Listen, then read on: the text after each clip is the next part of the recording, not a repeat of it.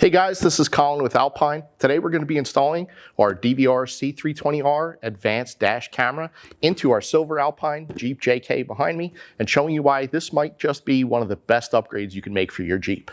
Let's go over some of the great features this camera has, including 1080p front and rear cameras with night vision mode, 140-degree wide angle view, drive assist features like forward collision warning, lane departure warning, impact triggered hard recordings, and a built-in parking mode that we're going to get into in a little bit. Some of the things I really like about this dash camera setup for the Jeep lifestyle is that it works directly with our i509 WRA-JK and i509 WRA-JL head units, gives you the ability to control all the functions and playback videos on the touchscreen. It also has the ability to record the cabin of the vehicle for protection for the contents of the car, and it will record all your off-road lifestyle adventures. You can actually record out the windshield of the vehicle and all your trail runs and everything that you do when you're off-roading and experiencing everything Jeep has to offer. Let's go ahead and unbox our camera. Right on top, we have the main camera itself.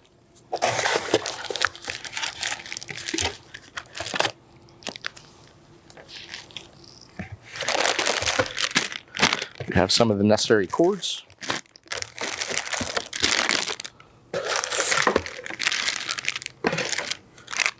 Now that we have it unboxed, worth noting, it comes with a cigarette lighter adapter plug in case you're not comfortable making electrical connections. Today we're going to be hardwiring the camera, so we won't be using this. It also includes an extension cable to be able to move the rear camera to the back of the vehicle. In our installation, we're going to be recording the contents of the vehicle. We want to protect the contents of the vehicle, so we're not going to be using this cable either.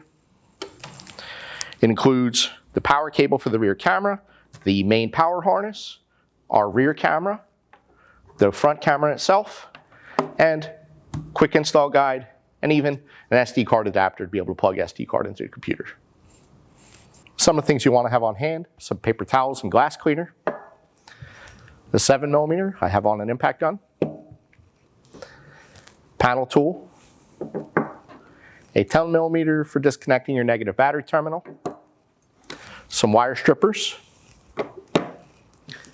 a set of crimpers, and some crimp caps for making some electrical connections, or you could choose to use solder and a soldering iron, your choice, some electrical tape, and some zip ties for securing connections. First step of every installation is to disconnect the negative battery terminal. We're going to do so with our 10mm wrench. Safety third, kids.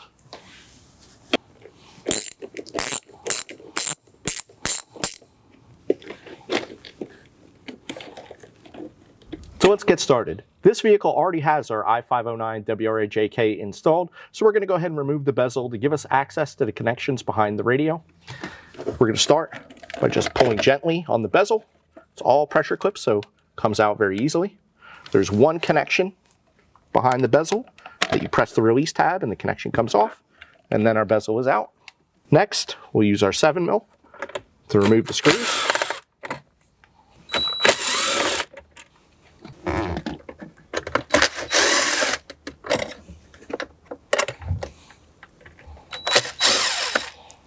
Little trick I like to use: if you flip the radio straight up, the ears of the brackets will keep the radio in place while you're accessing the connections behind it. Next, we're going to remove our instrument cluster panel, our knee bolster panel, and the side panel. Start by removing our knee bolster panel. Next, we'll remove our side panel. And then, using our 7mm, we'll go ahead and take 2 screws out of our cluster panel.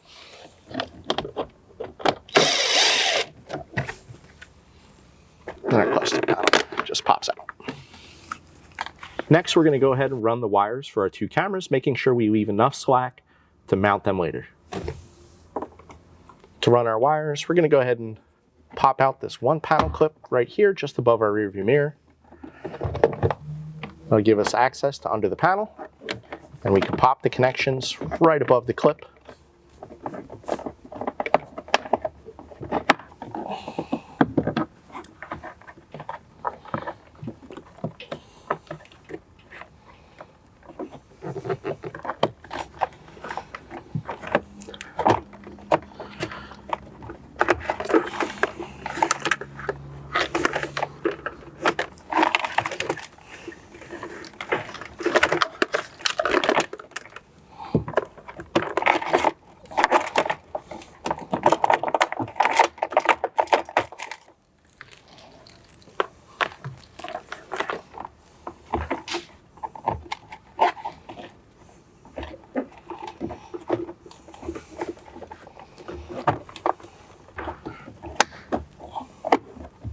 Now that we're at our roll bar, we're going to go ahead and tuck these connections under this panel and start to run them down the A-pillar.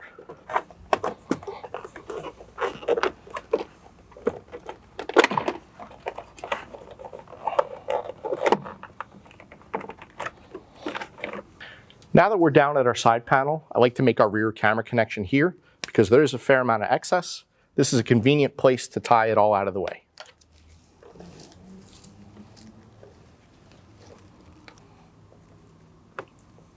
Tied it up using some of the bread ties. Now we're just going to tuck it out of the way inside the side panel.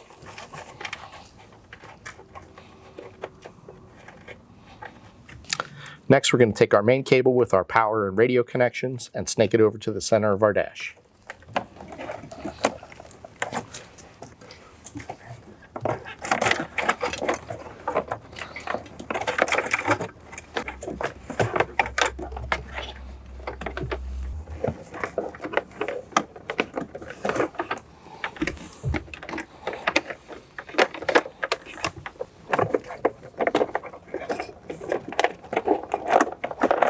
Now that we have our main cable in the center of our dash, we're going to go ahead and make our power connections. We're going to use a pigtail adapter that comes with the i509 WRA-JK and i509 WRA-JL to access the aux power connection on our harness, a composite RCA, and our LIN cable, which is our control cable between the radio and the dash camera. Go ahead and cut off the existing connectors.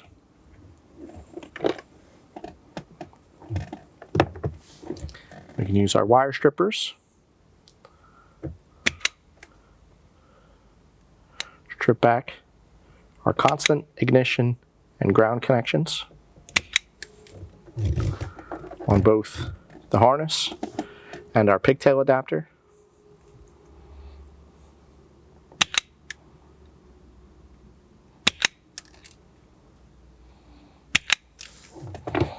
Using our crimpers, you can go ahead, just give a little twist to the end of the wires.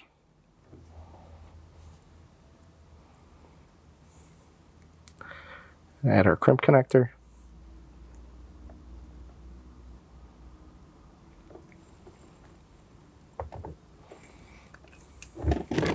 To the harness side.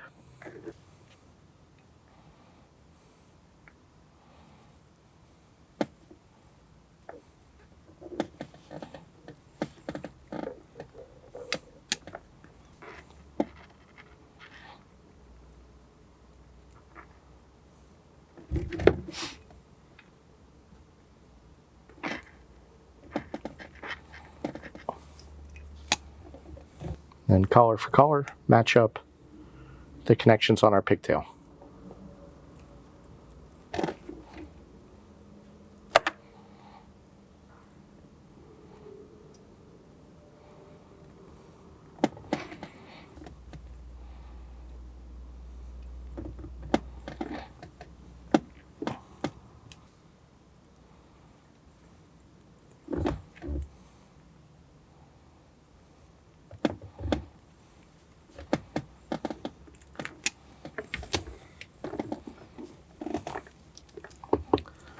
We can go ahead and remove the cover from our plug and plug in our power connections. Next, we can plug in our composite connection after removing the cover into the yellow RCA marked drive recorder in.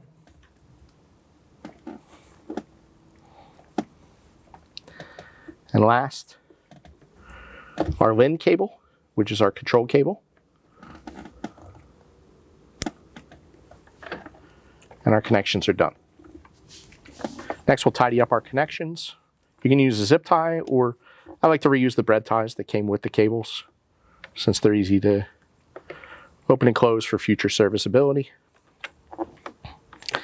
And we can tie up some of the excess.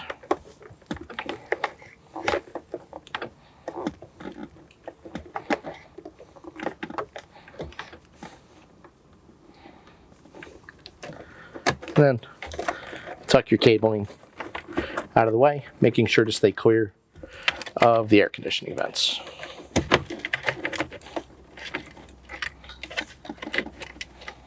Next, we can pop our radio back into place, paying attention to the key cable.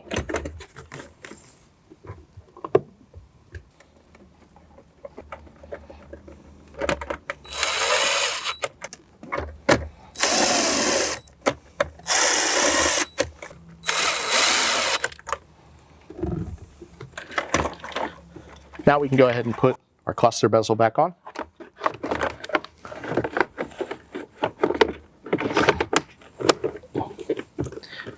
And reinstall our two 7mm screws.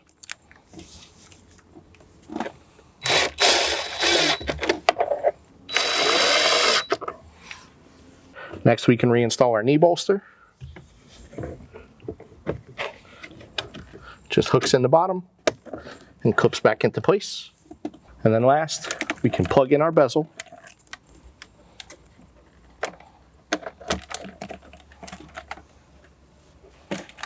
Making sure to tuck the cable on the left. Being careful of the screen. You can go ahead and pop this back into place. It's all just pressure clips. Now that our dash is back together, we can go ahead and reconnect our negative battery terminal and start setting up our cameras.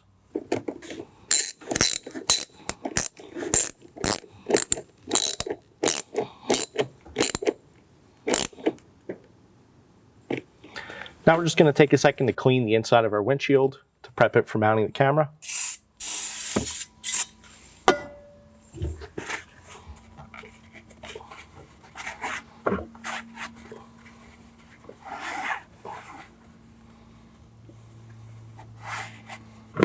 Now we can go ahead and put the Jeep into accessory. Allow our radio to power on so we can mount our camera. Continuous recording will now start. First step we've already done, which is our e-brake sequence, which is e-brake on, off, and on again to get into our setup menu. Go to our function tab. Scroll all the way down to the bottom where it says dash cam and turn our dash cam on. We can now close out of that and our dash cam highlights in our menu. And we can turn on our dash camera so we can see for mounting. We want to try to get the camera level and able to see both hood latches. Keeping in mind that we do have adjustability for the eye of the camera. Go ahead and peel off our adhesive backer.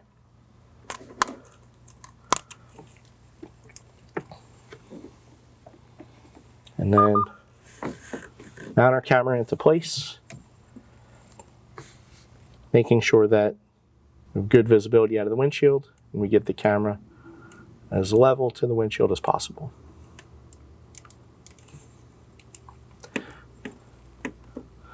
Once the camera is stuck, we can go ahead and adjust the lens.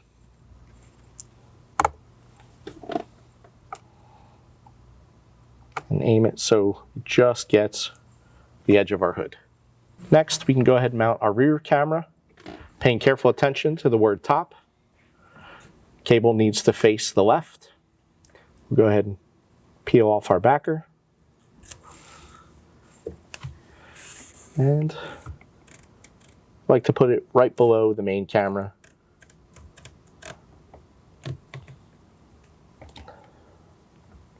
Firmly stick it to the windshield.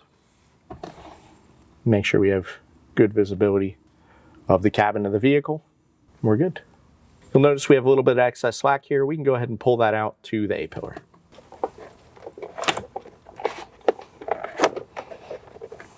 Now that we have our slack pulled through, we can go ahead and reinstall our side panel. So now that we have the camera installed, let's go through some of the menu features that are built into the DVR-C320R. So First thing to show, we have our file list. I want to explain the difference between incident recordings and continuous recordings. So incident recordings are hard recordings that cannot be written over without formatting the memory card. Continuous recordings will be written over as the memory card fills up. That way you're always recording out the windshield. We go back, we have settings menu and road safety settings. You can choose your settings the way you want to use the camera. So lane departure warning can be turned on or off. Forward collision warning can be turned on or off. So you can choose which features you want to use in the camera and which ones you want to delete.